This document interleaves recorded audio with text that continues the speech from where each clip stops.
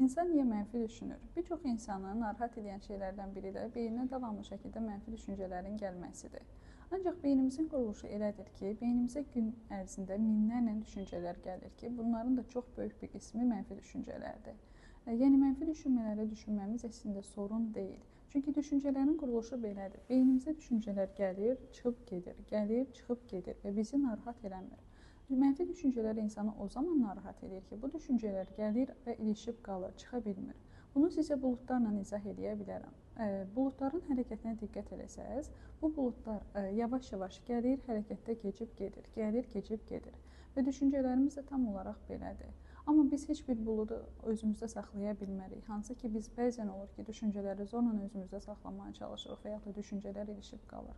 Ona görə də düşüncələrdən qurtulmaq istəyirsinizsə, daha doğrusu mənfi düşüncələrin ilişib qalmasını istəmirsinizsə, onları rahat buraxmağa çalışın. Rahat buraxdıqca zaten onların mexanizmi elədir ki, gəlib, keçib gedir.